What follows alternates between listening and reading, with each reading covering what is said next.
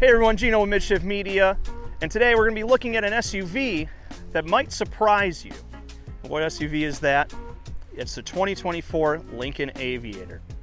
Now this Aviator has a little bit something under the hood that you might not expect.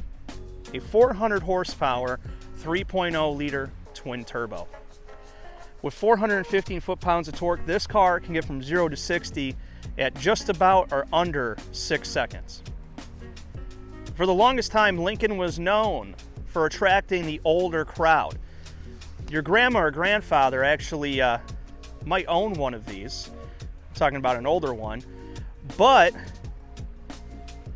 you never know. You never know. Now your grandpa might be able to get to church and to the Goth IHOP in time for the early bird special. The Lincoln Aviator, which is made by Ford, by the way, is based off the Explorer frame, body, motor, and everything like that. Now, what is the Lincoln Aviator? It is a really, really fancy Explorer ST. With the Lincoln Aviator's sleek body lines, bigger wheels, too much rim make the ride too hard. Just kidding, this thing rides like a dream. It just makes it look amazing. I have to say, this is probably Lincoln's best looking vehicle. That's my opinion. You might have some different ones, I don't know. You might not like Lincoln or Ford, but this is great. This is great. This is actually a Reserve 2, which is right below the black label. It has almost all the bells and whistles in here besides of the HUD, but we'll get into the interior stuff later. Come to the front of the vehicle, you can see it just spills out luxury, excellence. The body lines flowing in perfectly. And of course, because it's a Lincoln, you gotta have that little fin in the middle of the bonnet here. That's hood for you people that don't understand what that is. Yeah.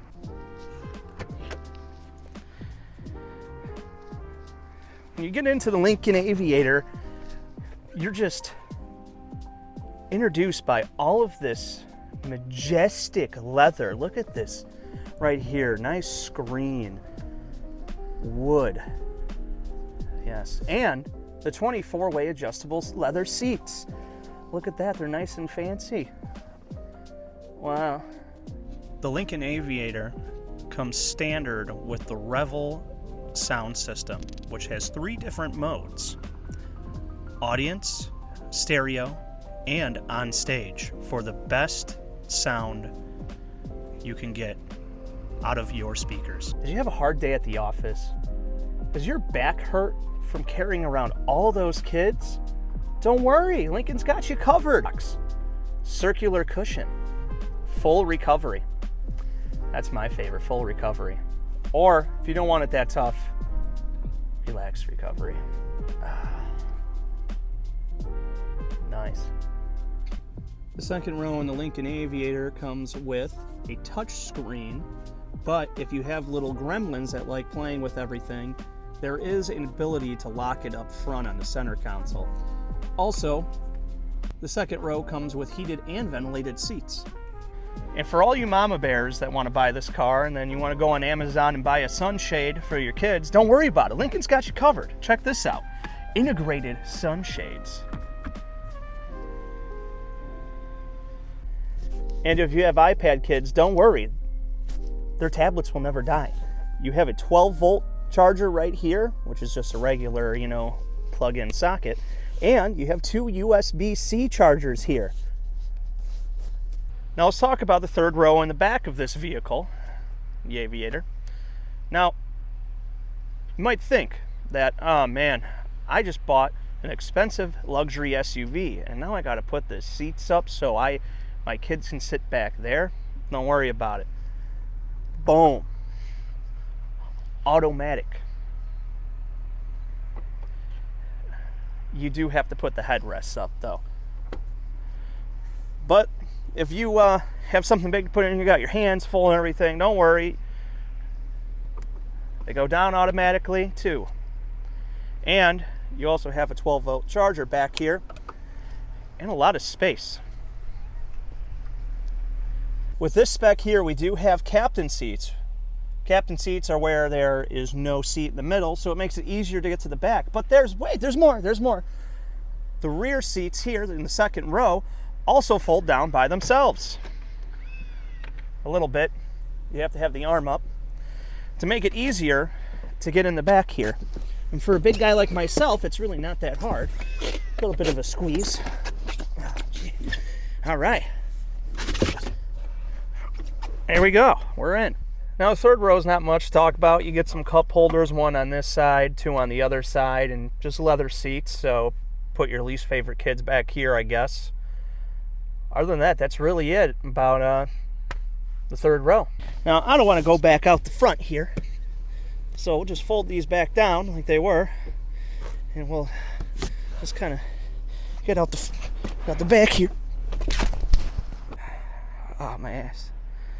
All right, enough talk about this. Let's drive this thing. Ooh. Ooh.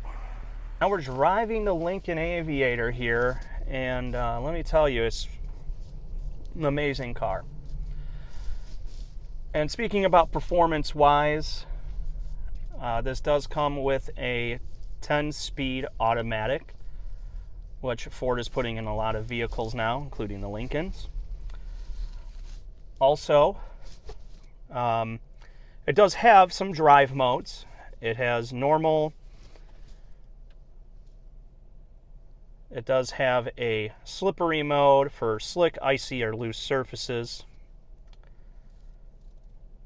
Also, it does have conserve, which is like an eco mode, and excite. Excite's the fun one, but we'll be going over that soon. As of right now, I'm just going to leave it in normal mode.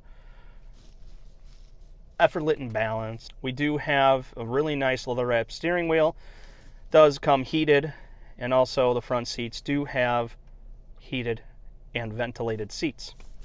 Both sides, and both sides are massaging.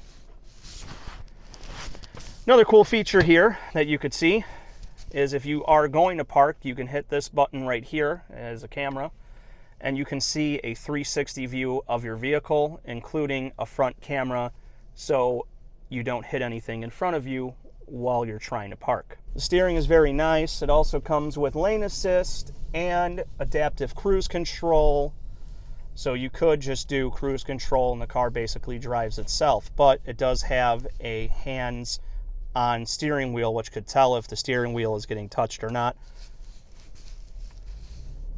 And also has a smart cruise control. It does show the speed here, which is basically saying that if you do go 8 miles an hour or over, you can fix it in the settings. You can put it all the way up to 20. That it will bring it down towards the speed limit. So if you're going 80 miles an hour in a 55, the car will actually slow itself down to around 62, 63 miles an hour. Let's talk about the suspension in this car. This car comes integrated with air suspension on all 4 corners. It's really nice. It has 3 save profiles. My only gripe about the seating is that compared to a newer Explorer, you don't have the option to lower yourself. Now, I have never driven a Lincoln that has the regular seats in it, which are not the 24-way adjustable. Be able to sit lower in that, but I am not sure. This also does come with collision assist.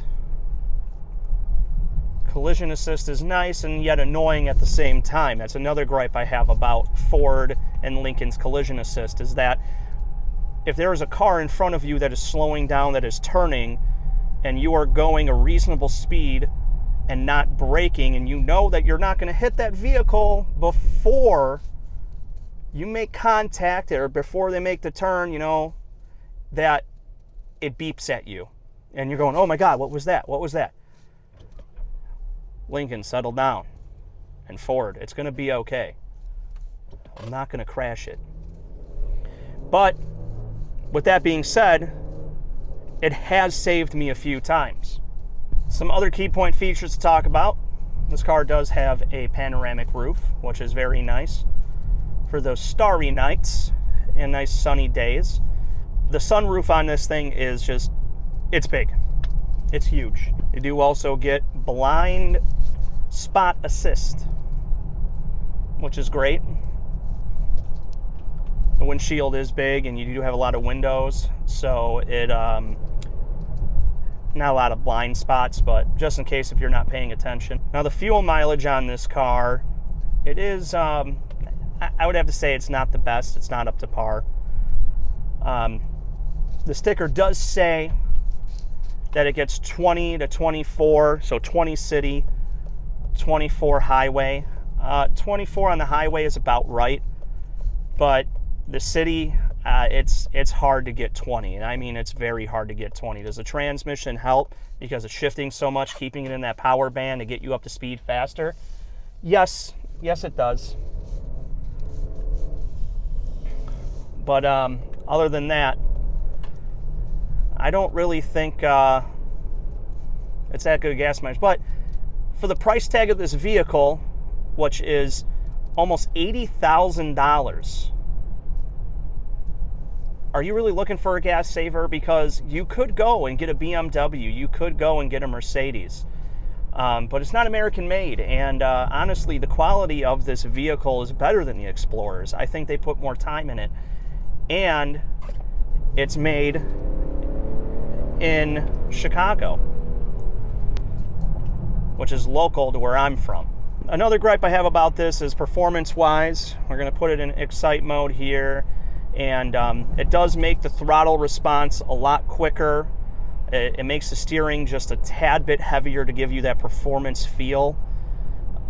It's very computerized, but it does feel good. It's the transmission. Now, if you launch this car in Excite mode, which is the sport mode, from a dead stop, the car seems like it wants to still start in second gear, and then it will downshift into first and take off like a bat out of hell. Now, I think if Lincoln and Ford probably would have taken out where it starts in second gear and it started in first, which I don't know if it starts in second gear. It doesn't say it on here, but I think they would significantly improve their 0 to 60 time from the 6 seconds that it says the car and driver did compared to, what it actually should be. Now, if you are looking for more performance, and that's if you are, Lincoln does make a Grand Touring version of this car that comes with a hybrid assist. And it's a hybrid style, and it does have 494 horsepower. That is pretty damn good, I do have to say. That's very impressive for a Lincoln and Ford in general, because the ST line does not have that at all. But overall, this car, it rides great.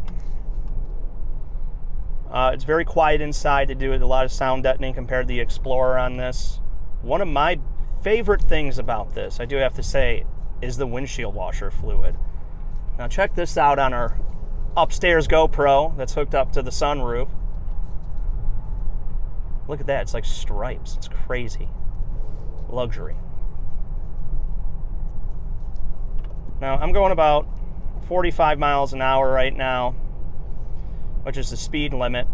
But let's say we have our cameraman here, Justin. He wants, I want to get around him. I just simply just put my foot down and she takes off. Another thing I do like is that the voice control is super easy to navigate. It's right here on the steering wheel. You don't have to touch anything up here. The Prindle here, it's automatic of course, are just buttons. But other than that, that's all I got to say about the Lincoln Aviator. It's a great car. This spec is around $80,000. Sticker price is $76,599 for this. You could obviously go more expensive. They do have the black label if you want all the luxury features, but I think this is good enough. It's a great family car with some performance. So, Mom, you're going to love it for how comfortable it is, the massaging seats, the way you could fit your kids and your family in it. Dad, you're gonna love it. And this is coming from a dad himself. My kids love this car. It's fast. It's fast for what it is. Your wife's going to have a fast car. You could tell your friends, oh yeah, she's got a Lincoln Aviator, basically an Explorer ST. It's great. I would probably give this car, man, you know, it's hard to say because I'm a big Ford guy, but I would give it probably around a 9 rating for everything it has, because it's just a great everyday car. It's an SUV. You could go to the store, you could pick up the kids, and you could do it all while having some fun and getting there faster. So would I ever buy a Lincoln Aviator? Yes, I would.